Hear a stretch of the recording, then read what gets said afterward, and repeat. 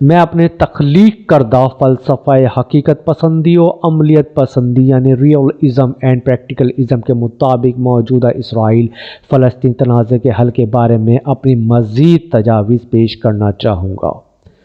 اسرائیل فلسطین کے درمیان تنازع ایک پیچیدہ اور حساس مسئلہ ہے جس کے حل کے لیے دونوں فریقوں کے ساتھ بین الاقوامی برادری کی شمولیت اور تعاون کی بھی اشد ضرورت ہوگی۔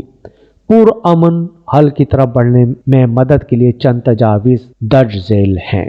مکالمہ اور گفت و شنید۔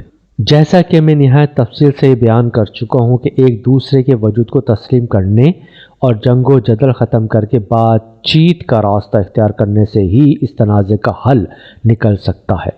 میں سمجھتا ہوں کہ یہ وقت کی اشد ضرورت ہے کہ مزید انسانی جانوں کے اتلاف اور تباہی کے سلسلے کو روکنے کے لیے اقوام متحدہ اور عالمی برادری خصوصاً بڑی طاقتوں کی جانب سے فریقین پر زور دیا جائے کہ وہ ثالثوں کی موجودگی میں براہ راست مذاکراتی عمل میں شامل ہوں اور اپنی شکایت کے ازالے اور تنازع کے حل کی ایک مشترکہ بنیاد تلاش کریں، کیونکہ ایک دوسرے کے نقطہ نظر کو سمجھنے کے لیے کھلی اور ایماندارانہ بات چیت بہت ضروری ہے۔ دو ریاستی حل۔ خطے میں مزید قیمتی جانوں کے تحفظ اور مستقل بنیادوں پر جنگ و جدل کی صورتحال سے بچنے کے لیے جیو اور جینے دو کی پالیسی پر عمل کیا جائے۔ اس پالیسی کے تحت اسرائیل اور فلسطین کے عوام کو ایک دوسرے کی ریاست کو تسلیم کرنا چاہیے، کیونکہ اقوام متحدہ خود بھی فلسطین میں دو ریاستی حل کی حامی ہے۔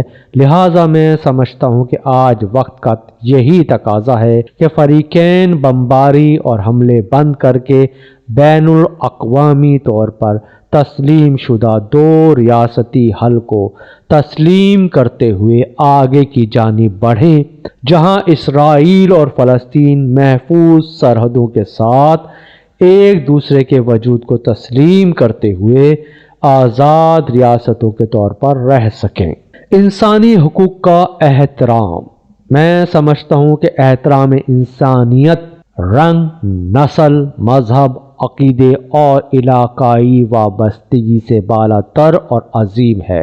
لہٰذا خطے میں آباد تمام اقوام سے وقت کا یہی تقاضا ہے کہ وہ رنگ، نسل، مذہب اور عقیدے کی تفریق سے بالا تر ہو کر انسانیت کی بقا، اس کے احترام اور انسانی حقوق کے تحفظ کو اولویت دیں۔ احترام انسانیت، مساوات، انصاف اور بین الاقوامی قانون کا احترام کرتے ہوئے ہر قوم کو عزت اور آزادی کے ساتھ جینے کا حق دینے سے ہی ہر علاقے اور خطے میں مستقل اور پائیدار امن کے قیام میں مدد مل سکتی ہے۔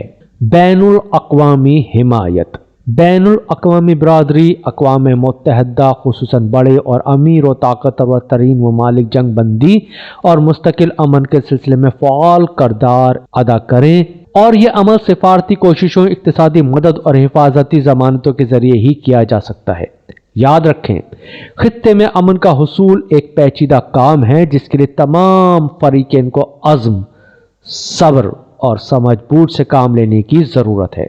ہمیں اس حقیقت کو فراموش نہیں کرنا چاہیے کہ طاقت کے ذریعے کوئی بھی قوم کسی علاقے پر قبضہ کر کے اس علاقے کو مقبوضہ علاقہ تو بنا سکتی ہے اور مقبوضہ علاقے میں رہنے والے عوام کو اپنا محکوم تو ضرور بنا سکتی ہے، لیکن طاقت کے ذریعے کسی بھی دوسری قوم کے وجود کو ختم نہیں کر سکتی۔ قارئین کرام، میں نے اپنی سوچ و فکر کے مطابق فلسفہ حقیقت پسندی ریئلزم کے تحت زمینی حقائق کا مختصراً خاکہ آپ کے سامنے رکھ دیا، اور عملیت پسندی پریکٹیکلزم کے مطابق اسرائیل فلسطین تنازع کے حل کے ساتھ ساتھ خطے میں مستقل اور پائیدار امن کے قیام کا فارمولہ یا پلان بھی پیش کر دیا ہے۔